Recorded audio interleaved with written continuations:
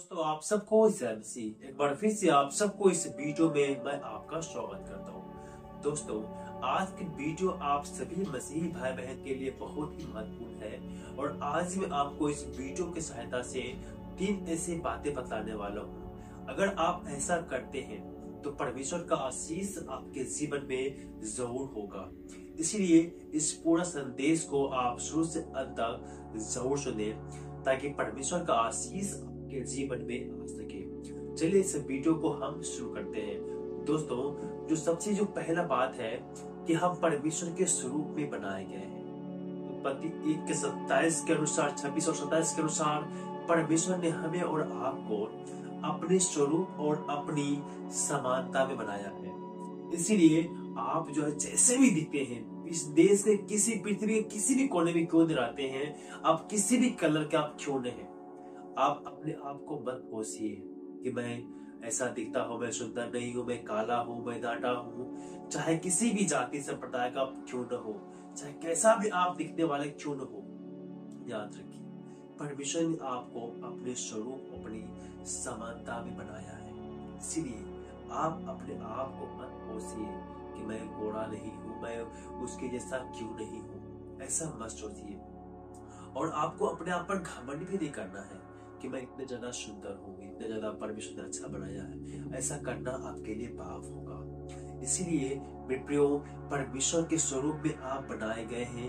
इसीलिए अपने आप को मत कोसिए कि मैं कैसी दिखती हूँ, मैं कैसा दिखता हूँ, मैं तो उसके जैसा नहीं हूँ, काश मैं उसके जैसा होता। इस प्रकार की सोच आपके मन में नहीं आना चाहिए। अगर जो आप ऐसा सोचेंगे तो वो पाप होगा, ऐसा आप करेंगे तो। इसीलिए ऐसा आप ना करें और इस प्रकार की सोच अपने मन में ना लाए कि मैं उसके जैसा नहीं हूँ, वो तो मुझसे ज्यादा सुंदर है। वो आपसे ज्यादा सुंदर नहीं है, आप सबसे ज्यादा सुंदर है। अपने आप में आप ज्यादा सुंदर है। आपके जैसा दुनिया में कोई भी नहीं है। ये बात को ध्यान रखिए और ये बात हमेशा आप ध्यान रखिए कि परमेश्वर के स्वरूप में आप बनाए गए हैं। जैसा आप दिखते हैं परमेश्वर भी आपके तरह ही दिखता है। तो परमेश्वर का स्वरूप आपको मिला है तो आप खराब कैसे हो सकते हैं? चाहे आप डांटे हो या लंबे हो, गोरे हो या काले हो, सांवले हो, जैसा भी हो, परमेश्वर के स्वरूप में आप बनाए गए हैं। इसीलिए अपने खुश रहिए। पौलुस हमें इस प्रकार से परमेश्वर का वचन हमें सिखाता है। वो खाता है जब हम पौलुस के पत्री पढ़ते हैं तो वहां पर परमेश्वर का वचन हमें साफ साफ लिखता है फिलिपियों की पत्री में, यह नहीं कि मैं अपनी घटी के कारण यह कहता हूँ, क्योंकि मैंने यह सीखा है जिस दशा में हूँ उसी में संतोष करूँ। मैं दीन होना भी जानता हूँ और बढ़ना भी जानता हूँ। हर एक बात में सब दशाओं मैंने तृप्त होना, भूखा रहना, बढ़ना, घटना सीखा है। इसलिए पौलुस कहता है मैं अपने आप में सब कुछ सीखा, मैं तृप्त होना, संतुष्ट होना भी सीखा हूँ। जैसा आप है, जिस प्रकार से आप है, जो चीज आपके पास में है, जो सुंदरता आपके पास में, जो जैसा भी हालत आप अभी है, उसी हालत में, उसी चीज में आप संतुष्ट रहिए। पौलुस कहता है मैं उसी में संतुष्ट रहना सीखा है। ये सीखने की चीज है। अगर आपने संतुष्ट रहना नहीं सीखेंगे तो आप बहुत परेशान हो जाएंगे अपने जीवन में। इसीलिए आप जैसा भी है संतुष्ट रहिए। चाहे आप जिस किसी भी शकल के हो, जैसा भी स्थिति हो, आपको संतुष्ट रहना सीखना पड़ेगा। अगर आप संतुष्ट नहीं रहेंगे तो आपको बहुत तकलीफ होगी, क्योंकि परमेश्वर ने आपको बनाया है। आप जैसा भी है आप संतुष्ट रहिए, खुश रहिए, आप परमेश्वर से प्रार्थना करते रहिए। और दूसरा बार हम क्या सीखेंगे? परमेश्वर ने आपके लिए एक योजना को रखा है बेटियों, इसीलिए आप घबराए नहीं। परमेश्वर ने आपको अपने स्वरूप में बनाया है और आपके लिए एक योजना को रखा है, और वो योजना परमेश्वर के ने आपके जीवन में प्रकट करता है। इसीलिए आप जो है मत घबराइए। परमेश्वर ने आपके लिए एक योजना को रखा है, एक तरीका को रखा है। यिर्मयाह की किताब 1:5 में परमेश्वर ने यिर्मयाह से कहता है, यहाँ पर लिखा हुआ है, घर में रचने से पहले ही मैंने तुझ पर चित्र लगाया और उत्पन्न होने से पहले ही मैंने तेरा अभिषेक किया कि मैंने तुझे जातियों का भविष्यवक्ता ठहराया। याद रखिए, परमेश्वर ने आपको संसार से चुना है। परमेश्वर ने आपको संसार में आने से पहले आप पर ध्यान लगाया है, आप पर चित लगाया है, आपको याद किया। परमेश्वर ने आपको आज चुना है। इस संसार में आने से पहले ही परमेश्वर ने आपको आप पर चित लगाया है। तो आप बेकार कैसे हो सकते हैं? वो सृष्टिकर्ता परमेश्वर आपको चुना है संसार में आने से पहले।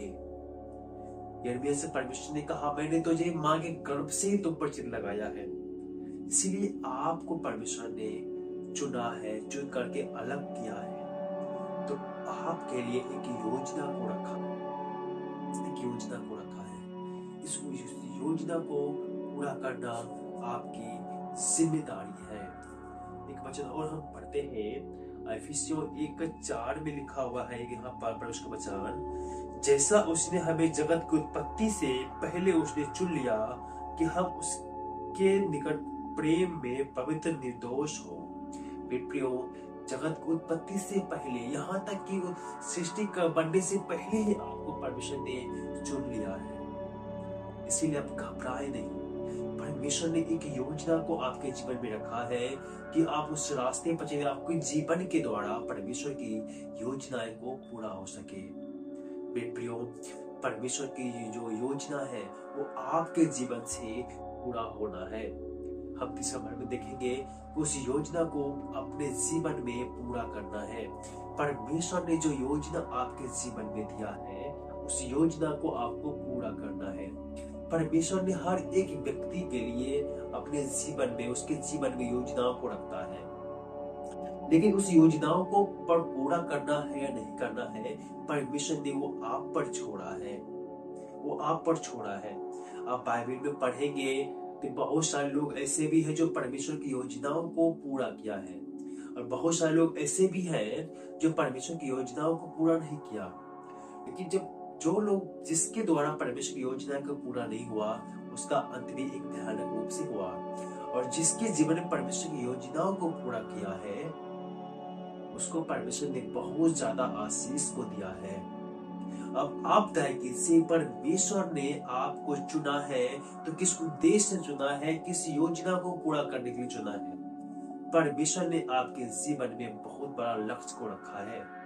परमेश्वर चाहता है कि आपके जीवन के द्वारा उसकी योजनाएं को पूरा कर सके आप। और वो योजनाएं कौन है, वो क्या से किसी योजनाएं हैं जो आपके जीवन से परमेश्वर चाहता है, उस योजना को आपको पहचानना होगा।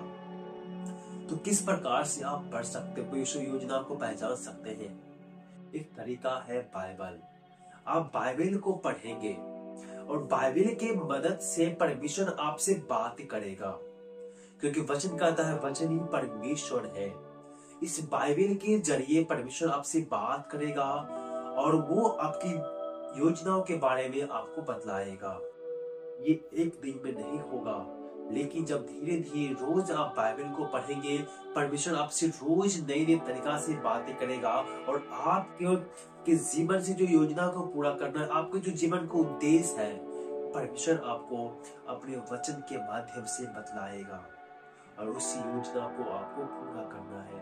और आप जो है अपने आप को झांकिए कि परमेश्वर ने मुझे अपने स्वरूप में बनाया है, और परमेश्वर ने हमारे और आपके लिए योजना को रखा है, और वो योजना आपके लिए क्या है, उस योजना को आप ढूंढ के पहचान करके उस योजना को आप पूरा करेंगे, परमेश्वर की आज्ञाओं को पूरा करेंगे, तो परमेश्वर आपको आशीष जरूर देगा। परमेश्वर के वचन पर जो चलता है, परमेश्वर की जो योजना को पूरा करता है, परमेश्वर उसे उसके जीवन में भरपूर बहुत सारा आशीष को लाता है। और आपको तय करना है परमेश्वर की आशीष को पाना है कि परमेश्वर के श्राप को पाना है। आपके जीवन के द्वारा जब परमेश्वर की योजना पूरा होगा, तो परमेश्वर आपको आशीष देगा। इसलिए आप घबराइए नहीं, आप परेशान मत होइए। परमेश्वर ने आपको चुना है खास उम्मीद के जरिए, खास उद्देश्य को पूरा करने के लिए परमेश्वर ने आपको चुना है। संसार के रचने से पहले ही परमेश्वर आपको चुन लिया है कि आपके जीवन के लिए योजना के एक लक्ष्य को रखा है। हर एक के जीवन में परमेश्वर एक योजना को रखता है, लेकिन उसे पूरा करना वो उसके हाथ में है। क्या आप परमेश्वर की योजनाओं को पूरा करने में सक्षम हैं? क्या आप परमेश्वर की योजना को पूरा करना चाहते हैं? और चाहते हैं तो आप रोज बाइबल को पढ़िए, प्रार्थना कीजिए और परमेश्वर से उसकी योजनाओं के बारे में बातें कीजिए। पूछिए परमेश्वर मेरी क्या योजना है मेरे जीवन के लिए। वो आपसे बात करेगा, उसे आप पूरा कीजिए। जब आप ऐसा करेंगे तो परमेश्वर की तरफ से बहुत प्रतिफल, बहुत बड़ा आशीष आपको अपने जीवन में देखने के लिए मिलेगा। मैं उम्मीद करता हूँ कि इस वीडियो के द्वारा परमेश्वर आप सबको आशीष दिया होगा।